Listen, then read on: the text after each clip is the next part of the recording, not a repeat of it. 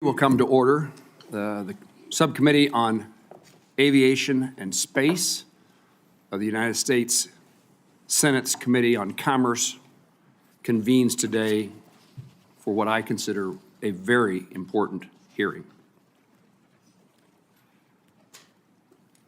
57 days ago, our nation witnessed the first major U.S. commercial passenger flight crash in nearly 16 years.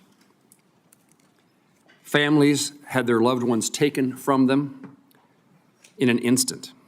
Children lost their parents, husbands lost their wives, a Kansas couple lost their daughter, and a rural community in our state called Kiowa lost a husband and a wife, a pillar of the community, who were traveling to visit their daughter in college. I've taken that American flight before. There were many Kansans on that flight, and several of the members of this committee lost constituents on the American Airlines Flight 5342 and the Army's Blackhawk helicopter. In addition to the families who are grieving, our first responders made heroic efforts to find survivors and save lives, and the investigators have spent nearly 2 months searching the Potomac River and working to reconstruct wreckage to find answers. It has been a difficult 57 days.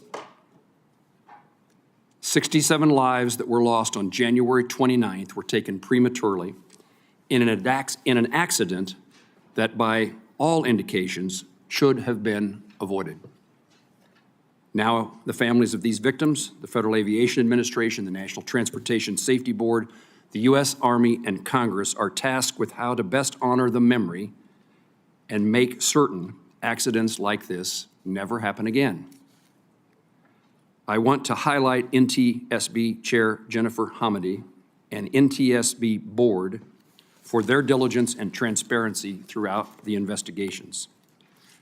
That job obviously is not an easy one, but it's been done with professionalism and care. It's their work that we are here, that brings us here today to review. NTSB's preliminary report into the Midair Collision provides insight into the events of January 29th, but many questions, certainly in my view, many questions still need to be answered, not only by the NTSB's investigation, but by our nation's aviation safety regulator and by the Army. The preliminary report provides alarming statistics in using existing FAA data on the risks at DCA to aviation safety. That data includes, and NTSB provides these numbers. In a 13-year period, not a single month went by without at least one, quote, close call between a helicopter and a commercial jet operating at DCA. Between October 21 and December 24, there were 85 incidents where the lateral separation between a commercial jet and a helicopter was less than 1,500 feet, and the vertical separation was less than 200 feet. And during that same time frame, there were more than 15,000, quote, close proximity events between a helicopter and a commercial airplane. The NTSB findings that it is possible for a helicopter on Route 4 to have as little as 75 feet of vertical separation from airplanes on approach to runway 33. I commend the NTSB for issuing urgent safety recommendations, and I commend the FAA in acting to implement them, particularly the permanent restriction of non-essential helicopter operations at DCA. However, I want to know how, with these statistics in the FAA files, why prior to January 29th, the agency failed to improve safety protocols at Reagan National Airport. This committee worked tirelessly to pass an FAA reauthorization bill last Congress that prioritized safety, enabling our industry to continue innovating and equipping the FAA with the resources necessary to keep our skies safe. We need a permanent confirmed FAA administrator to implement this important framework for the future of the industry. President Trump recently nominated Brian Bedford to lead the FAA, and I look forward to his testimony before this committee in the near future.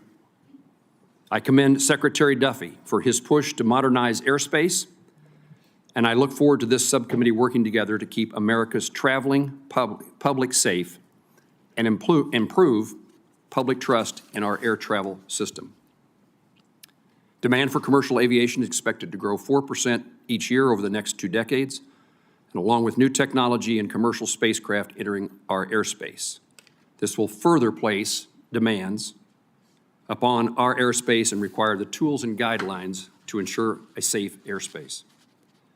American Airlines Flight 5342 and Priority Air Transport 25 carried innocent civilians, selfless service members, talented figure skaters, fathers and mothers, husbands and wives, sons and daughters. And while Congress' response to the January 29th ought to be deliberate and not executed in a knee-jerk fashion, Congress must make certain that this loss of life occurs never again. In this early investigation, we have many unresolved questions. Among those for me is, why was the ADSB out, not transmitting on the Blackhawk? Was it turned off or was there equipment malfunction? Why had precautions not been taken to mitigate the risk of collisions between commercial aircraft and rotor wing near DCA, the statistics I just described? What is the severity of this issue at other airports where combined traffic is also high? What explains the discrepancy between the altitude readings of the crew of the Blackhawk? Why did the Blackhawk's invalid pressure altitude data influence other systems that utilize this source? How the use of night vision goggles may have impacted the Blackhawk helicopter pilot's line of vision? And finally, how should the FAA evaluate combining duties of air traffic controllers? I'm appreciative for our witnesses being here today. I know they each take this circumstance seriously. I'm anxious to hear the discussion that they have with this committee, and the end result should be a better understanding, as well as working to identify and prevent tragedies today and into the future. I now recognize the ranking member of this subcommittee, Senator Duckworth, the senator from Illinois, for her opening remarks. Thank you, Chairman Moran, and thank you for your continued partnership on aviation safety issues. I enjoy being your partner on this subcommittee. And I want to thank both the chairman of the Commerce Committee and the ranking member for your work with us as well. I do want to extend, first and foremost, my condolences to the family members of the victims, some of whom are here with us today, both on the commercial airliner as well as the family members who lost the brave soldiers in the Blackhawk helicopter. These are folks who put on the colors of this great nation, committed themselves to defending this great nation, and were at their duty stations training to protect and defend us as they lost their lives. I also want to thank the first responders and everyone at NTSB for their tireless work to get us the answers that we all are looking for. There's a saying, and as many of you have heard it, our aviation regulations are written in blood. So we have an obligation to the victims to learn what went wrong and prevent a collision like this from ever happening again. As a former Blackhawk pilot myself, and I have flown helicopters out of very congested aircraft at Midway Airport. In fact, I commanded the Midway unit for a number of years. I know how challenging this type of mixed-use airspace can be. But a challenging airspace is no excuse. This should never have happened. This collision was horrendous, and it is heartbreaking. But it was not a surprise. Our alarm bells about potential collisions have been ringing for years. Coming out of the pandemic, we saw a frightening rise in close calls and an erosion of our aviation system's margin of safety. We've known for years that we need more air traffic controllers and more safety technology. The warnings have been clear, and in some cases, right here within this committee, and a bipartisan consensus on the need to upgrade the equipment and the need to train more air traffic controllers. In November 2023, we held a hearing on close calls.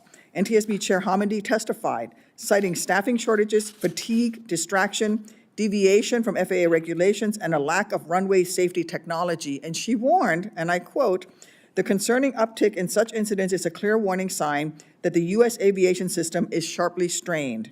We cannot wait until a fatal accident forces action. We must act before there is a tragedy." End quote. Chairwoman, just sadly predictive of what was going to happen, and you said that in 2023. At the same hearing, the National Air Traffic Controller Association's president told us that staffing shortages were so bad that many air traffic controllers were working mandatory overtime, 6-day work weeks, and 10-hour days. He warned, and I quote, "Over the long term, this will continue to introduce unnecessary risk into the system," end quote. So we passed in a bipartisan way FAA reauthorization bill last year to help rebuild our aviation workforce and make critical investments in safety. The FAA is still implementing that new law, but clearly Congress has more work to do to shore up aviation safety in this great nation. In December of 2024, we held another hearing. The GAO told us that more than 75% of our aging air traffic control systems are unsustainable or potentially unsustainable. The deadly collision at DCA is not the only aviation safety incident so far this year. We've seen deadly crashes in Philadelphia and Alaska, a crash landing in Toronto that miraculously everyone survived, even after the aircraft flipped upside down. Earlier this month, we saw passengers standing on the wing of a 737 aircraft in Denver to escape a fire. And near misses keep happening. In February, a Southwest flight came within 200 feet of colliding with a FlexJet plane at Midway Airport. At such a dangerous time for aviation safety, when we need to bolster our workforce and invest in technology, the last thing we should be doing is making cuts to the FAA. Yet 2 weeks after the DCA crash, the Trump administration began firing hundreds of FAA employees. I say all of this because it is important context. We need to keep in mind during today's hearing. We need to understand what happened at DCA, but we also need to understand how this fits into a much larger threat to aviation safety. According to the NTSB, DCA had many close calls in recent years between October 2021 and December 2024. As the chairman has said, there were more than 15,000 instances of commercial aircraft coming close to rotary wing aircraft. 85 of those had a vertical separation of less than 200 feet. And last year, there were also 2 high-profile runway close calls at DCA. NTSB's preliminary report raises several questions. Most notably, how did FAA allow a helicopter route to come within 75 feet of a runway approach? FAA has deconflicted the airspace, but DCA is not the only airport in the country where airplanes and helicopters share congested airspace. Several of us raised this at an earlier briefing, and thankfully, FAA is now evaluating 8 cities where this may also be an issue, including in Chicago. We also need to know more about what helicopter pilots knew about their altitude. Was their equipment working properly? Voice recordings showed the pilot and instructor pilot indicated different altitudes as they approached the Key Bridge, and NTSB determined that some of the altitude information on the helicopter's data recorder was invalid. There are also questions about ADSB. Why was the helicopter not transmitting ADSB out? Do commercial aircraft need to be equipped with ADSB in? How come so many helicopters are allowed exemptions from the ADSB out requirement at DCA? So I look forward to hearing from our witnesses, and I yield back, Chairman. Ranking Member Duckworth, thank you very much for your opening statement. She almost called me the ranking member. I did. There's no reason to apologize.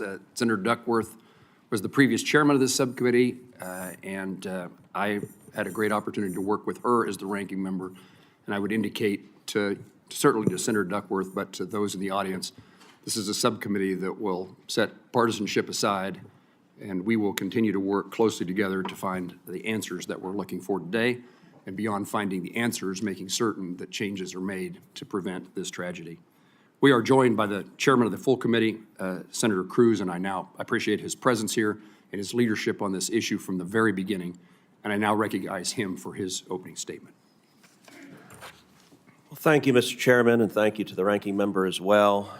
I want to thank each of the witnesses for being here today, and I want to extend a particular welcome to the family members of the 67 crash victims who are here today for this hearing. I've met with many of you since the crash, and each of you have my very deepest condolences for your unimaginable loss. The crash involving American Airlines Flight 5342 and the Army Blackhawk helicopter was preventable. It didn't have to happen. And I want you to know that I am committed to using the power of this committee to determine if any policy failures led to this crash and making certain that Congress acts to correct them. This accident marks the first time a commercial crash in the United States has led to mass fatalities in over 15 years. While America's national airspace system has kept Americans safe for decades, this critical juncture shows that more action must take place to enhance the safety of our system. The hearing today will examine the factors leading up to the midair collision 300 feet above the Potomac River. Whether the Army's practice of disabling ADS-B out is a glaring safety concern. Whether the FAA missed warning signs with thousands of instances where helicopters and commercial aircraft at DCA came too close to colliding. Whether the communications between the air traffic controller and both of the pilots of the American Airlines flight and the Blackhawk helicopter was inadequate. The families of the American Airlines Flight 5342 victims deserve answers. Congress deserves answers. And the American flying public deserves answers to these important questions. The NTSB does terrific work. I'm grateful to Chairman Jennifer Homendy and her team for their thorough investigation of this accident. The preliminary report being discussed today is factual. It does not include analysis, nor does it include findings. It is just one step in what will be a lengthy and ongoing investigation. This committee will closely follow how that investigation proceeds and look forward to the NTSB's full findings. Some actions, however, cannot wait. Aviation safety is dependent on what is called the Swiss cheese model. Each layer of cheese represents a defense against an identified risk, building redundancy into the system to plug holes and prevent accidents. After decades of advancements, the U.S. aviation system has been held up worldwide as the gold standard of safety. The FAA's air traffic organization depends on thousands of talented air traffic controllers, hundreds of millions of dollars in annual investments to sustain technologies used to operate the air system, and billions more invested in technologies and facilities across the system.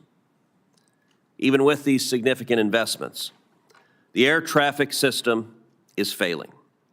Facilities, which are falling apart, are short-staffed, and projections show that the shortages will last for years. Over the weekend, the NOTAM system broke down for a third time in just 2 years. Congress has provided tens of millions of dollars in the past two years to modernize the NOTAM system, and it has broken down already twice this calendar year. President Trump and Secretary Duffy have pledged to take action to improve the air traffic control system. I plan to lead this committee in passing legislation to do the same. We must provide resources for the needed short, medium, and long-term improvements that chart the path to success and sustainment for the air traffic system. Earlier this week, I issued a call to aviation stakeholders for specific ideas to improve the air traffic system. I asked for concrete proposals, taking nothing off the table prematurely to make sure that whatever resources and authorities Congress provides to the administration will make a lasting difference.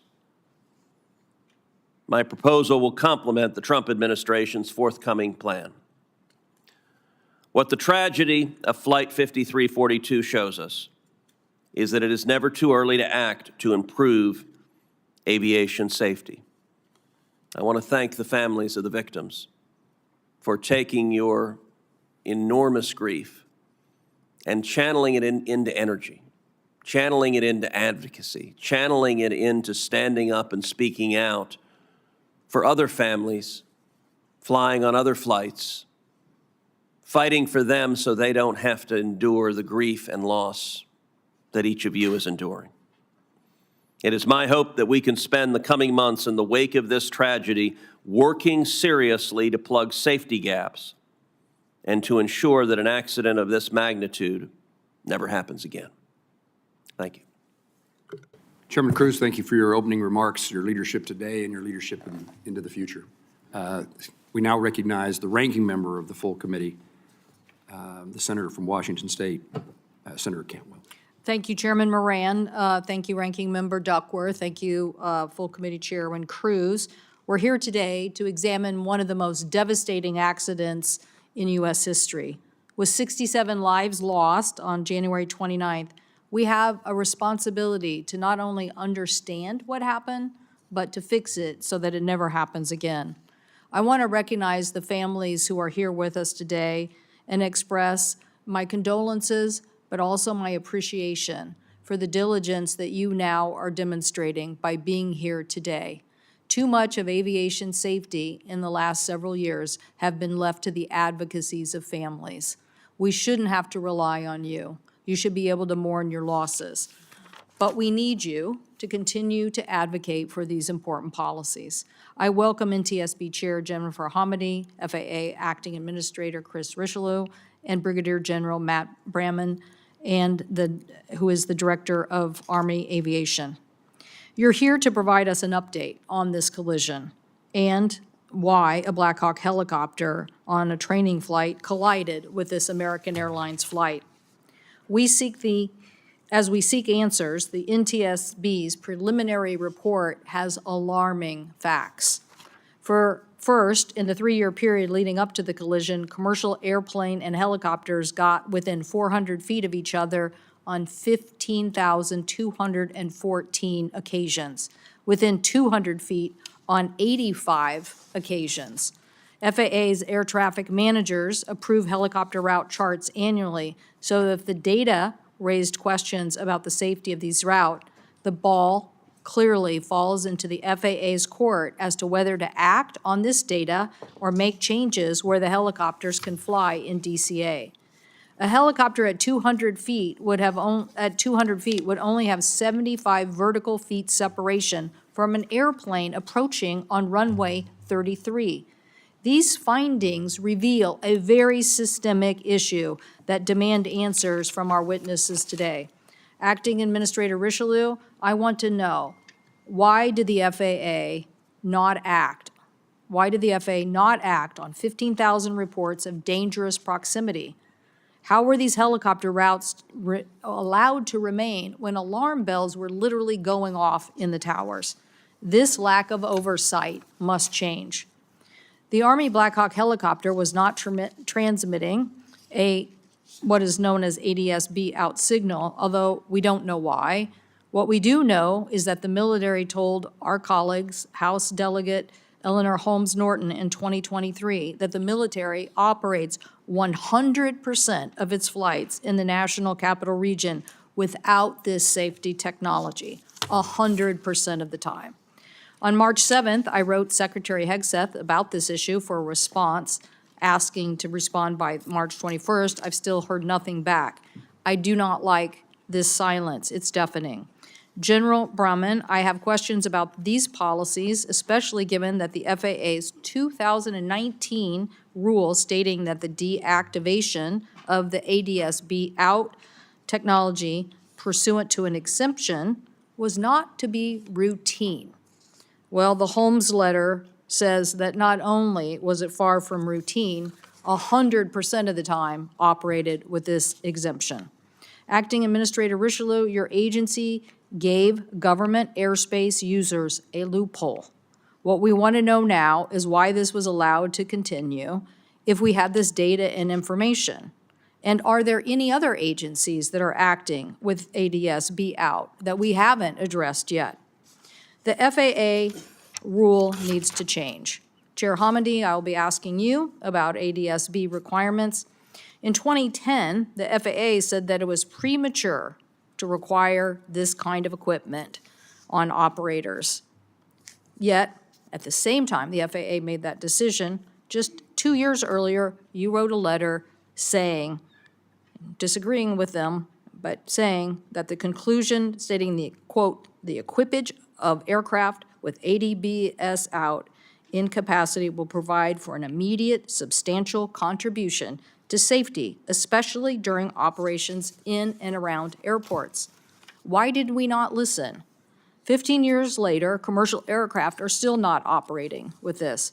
If American Airlines regional jet had been equipped with this ADBS it would have been able to receive the Blackhawk's transmission, giving it a better intelligence on positioning.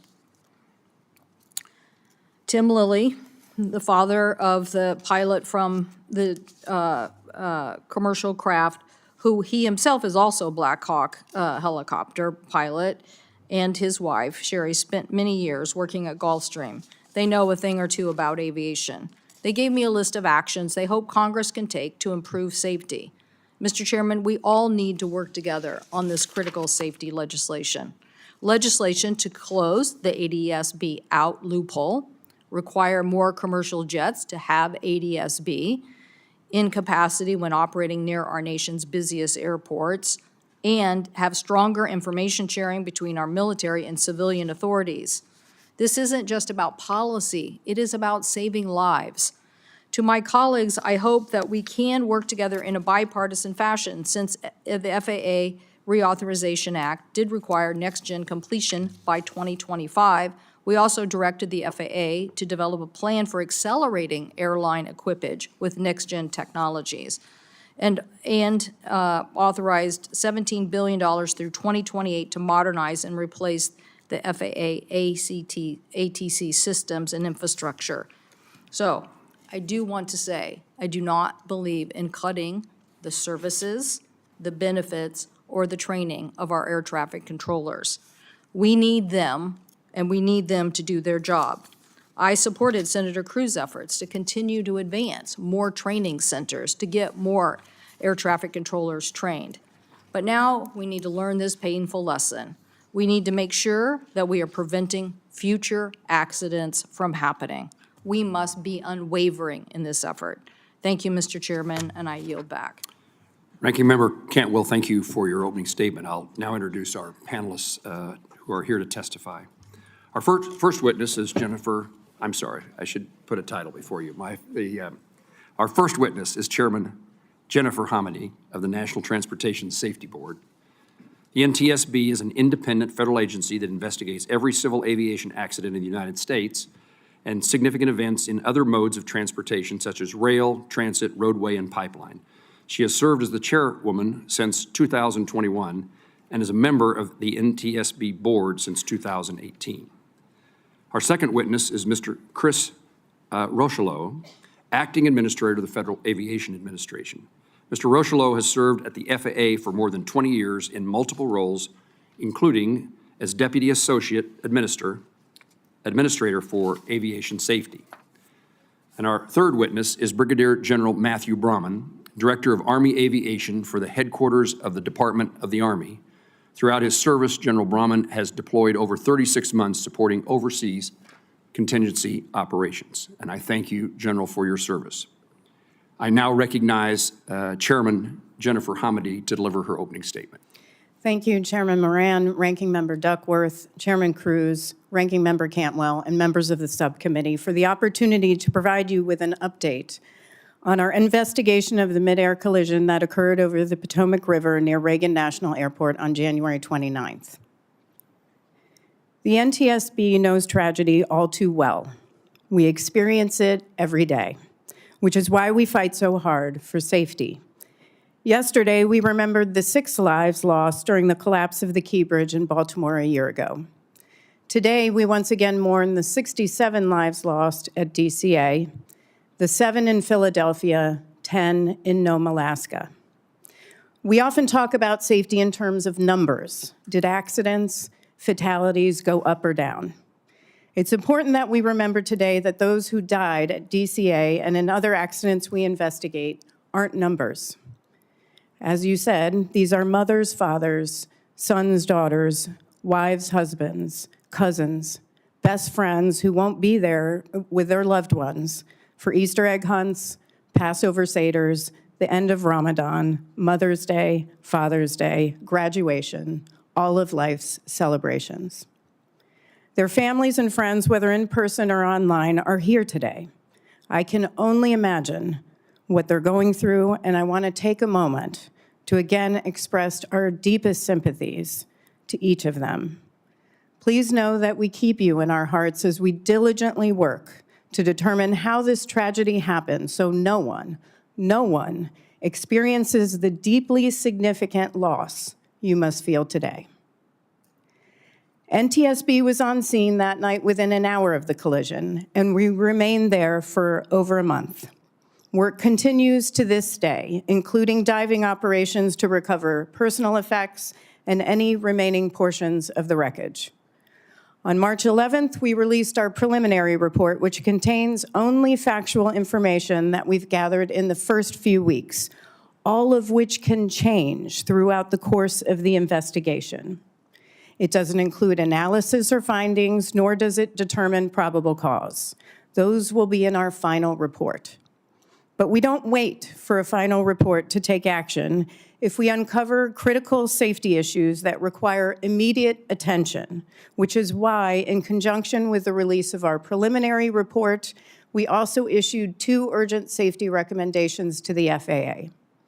In both reports, we cited FAA surveillance data that showed between October 2021 and December 2024, there were over 15,000 close proximity events between commercial aircraft and helicopters at DCA. In reviewing that and other data, including airport operations and established helicopter routes, we determined that the separation distances between helicopter traffic operating on Route 4 and aircraft using runways 15 and 33 are insufficient and pose an intolerable risk to aviation safety. As a result, we recommended that the FAA prohibit operations on helicopter Route 4 between Haynes Point and Wilson Bridge when those runways are being used for departures and arrivals. We also recommended that the FAA designate an alternative helicopter route that can be used to facilitate travel between Haynes Point and the Wilson Bridge when that segment of Route 4 is closed. I want to commend Secretary Duffy for his swift acceptance of our recommendations. The Secretary and the Acting Administrator and the General have been tremendous partners throughout the course of this investigation, and I want to thank them for their commitment to safety. I know we're all searching for answers, the right safety solutions. But the NTSB is the gold standard for accident investigations for a reason. We are thorough and we're fact-based. We leave no stone unturned and we let the evidence guide us. Investigations take time. We have a lot of work to do in this investigation, from interviews to analyses of large volumes of documents and data to review, to air carrier operations that we have to review, helicopter operations, air traffic control, human performance, helicopter airworthiness, flight recorders, and more. In total, we have about 40 NTSB experts leading this investigation in collaboration with the parties and others, and we're aiming to complete this investigation within 1 year, barring, of course, any unforeseen circumstances. Now, I want to close by thanking you for your steadfast support of the NTSB, and I look forward to answering your questions. Thank you, Chairwoman. We now recognize the Acting Administrator Rocheleau of the FAA for 5 minutes. Thank you, Chairman Moran, Ranking Member Duckworth, Chairman Cruz, and Ranking Member Cantwell, as well as members of the subcommittee. Thank you for the opportunity to be here today to discuss the NTSB's preliminary report on the midair collision of PSA Airlines 5342 and a U.S. Army Blackhawk helicopter that occurred in January near Ronald Reagan Washington National Airport, or DCA. I would like to begin by offering my sincere sympathies to the families and loved ones of those who perished in recent aviation accidents, particularly the accident near DCA. The FAA continues to support the ongoing NTSB investigations. Our work with the NTSB will help us understand the factors that contributed to these accidents and we will use the data to inform future FAA actions. Aviation safety is the FAA's #1 priority. Let me repeat that. Aviation safety is the FAA's #1 priority. While flying remains the safest mode of transportation, aviation safety is not static. There's always room for improvement. The professionals at the FAA take their jobs very seriously and strive to ensure safety every day. But the fact of the matter is, we have to do better. We have to identify trends. We have to get smarter on how we use data. And when we put corrective actions in place, we must implement them with diligence. I want to thank Chair Hamady and the entire NTSB team for their dedication in their ongoing investigation. Earlier this month, the NTSB issued an initial report and 2 urgent safety recommendations. The recommendations align with the actions the FAA took under Secretary Duffy's leadership immediately following the accident to restrict helicopter operations around DCA, eliminating mixed helicopter and fixed-wing traffic, and carefully developing alternative routes. Following the NTSB recommendations, the FAA took action to make these restrictions permanent. When essential helicopter operations, such as life-saving medical, active law enforcement, active air defense, or presidential transport must operate in the flight-restricted airspace, fixed-wing aircraft are not allowed in that airspace. We're also continuing to analyze other airports that have both established helicopter routes and nearby airplane traffic. The FAA is also carefully reviewing offshore helicopter operations. As part of this analysis, we're using machine learning and language modeling to scan incident reports and explore multiple data sources to find themes and areas of concern. We will take immediate action if needed to mitigate any identified safety risks. Additionally, I will establish a safety risk management panel and engage with aviation stakeholders to identify additional hazard areas involving helicopter and fixed-wing interactions. And all aircraft operating in DCA Class B airspace will be required to broadcast their position and identification using ADS-B out, with very limited exceptions. We're bolstering aviation safety in other ways too. Air traffic control staffing is a top priority, as air traffic controllers play a critical role in keeping the American people safe. Right now, we have over 10,750 controllers on the job, with over 3,000 in training. We intend to hire another 2,000 controllers this year. We have streamlined the hiring process and incentivized hiring with a 30% increase in the salary of those who qualify to attend the FAA's Academy. And we're already seeing positive results from these improvements. During the hiring surge that closed last week, we received over 10,000 applications, and more than 8,000 of those were referred to testing. We also continue to maintain rigorous oversight of Boeing to ensure the safety and compliance of its aircraft designs and operations. This oversight extends to ongoing monitoring of Boeing manufacturing practices, maintenance procedures, and software updates.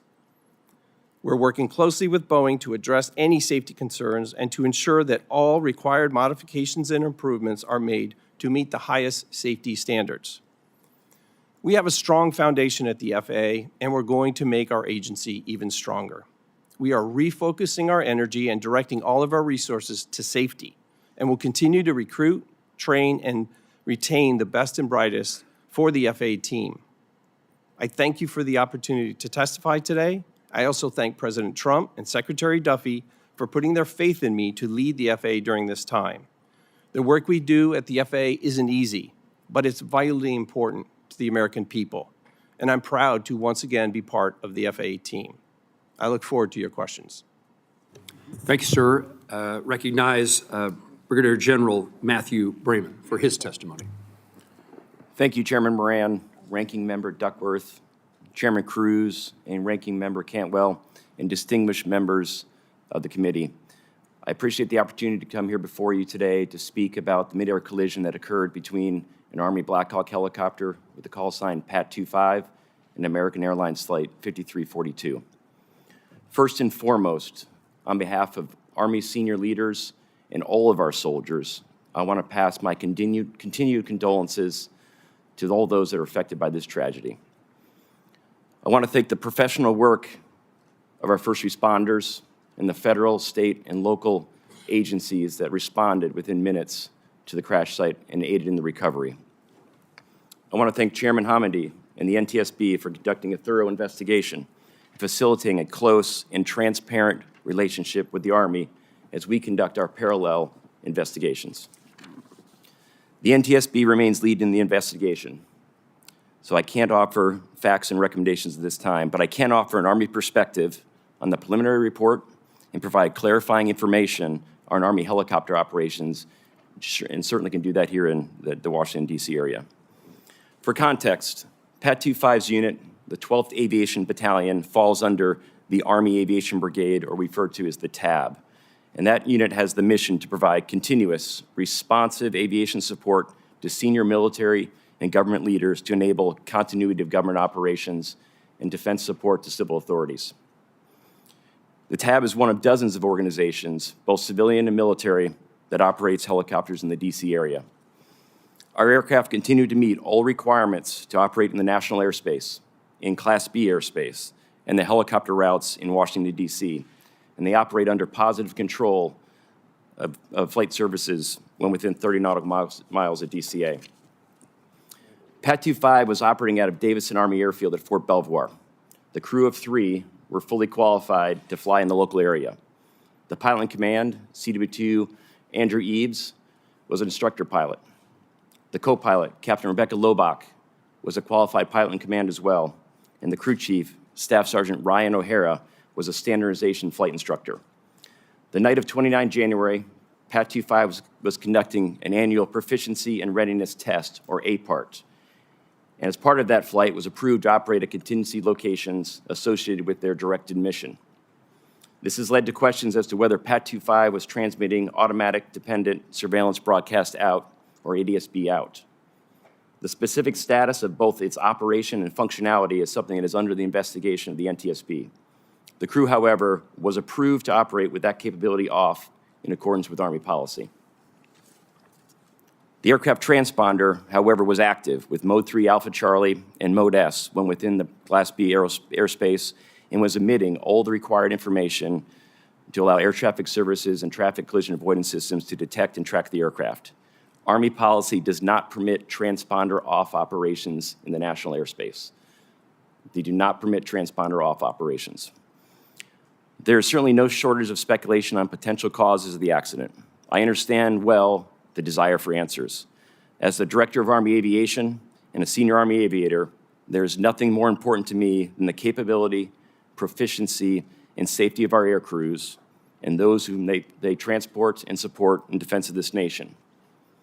And I'm also personally invested in the safety of our commercial aviation enterprise, as I live with an airline pilot, and her safety and the safety of her passengers is paramount to me as well, which is why it is essential that we see this investigation through to its fruition so we can have well-informed, facts-based conclusions to make desired change when needed. But where prudent, the Army is not waiting to take action. Immediately after the accident, the 12th Aviation Battalion paused all operations. They've only recently resumed flights and only outside the 7 nautical mile radius of DCA, with the exception of flights directly supporting the Secretary of Defense and the Chairman of the Joint Chiefs, and that remains true today. The Army continues to fully comply with all FAA restrictions on helicopter traffic over the Potomac River near DCA. The Army is actively participating, along with other military services and agencies, with an FAA-led working group to redesign the Route 4 helicopter corridor as recommended by the NTSB in its preliminary report.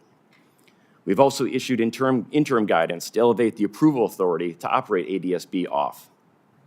The Army is fully committed to a transparent and collaborative review of the events of 29 January and of all operations in the vicinity of DCA.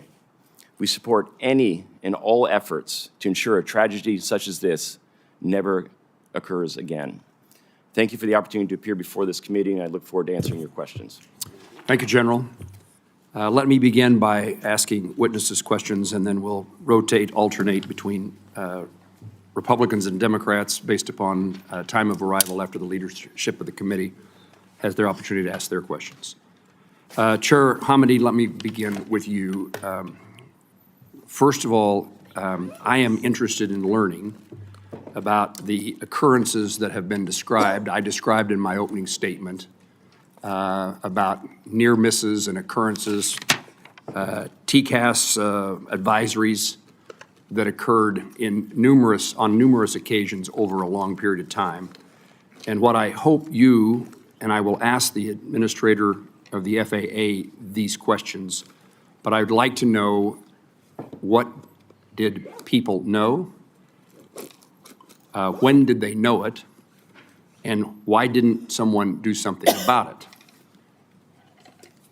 In asking you about this topic, is the information that is collected by the FAA, that's where these statistics that we've each mentioned, that's where they come from. Is that true?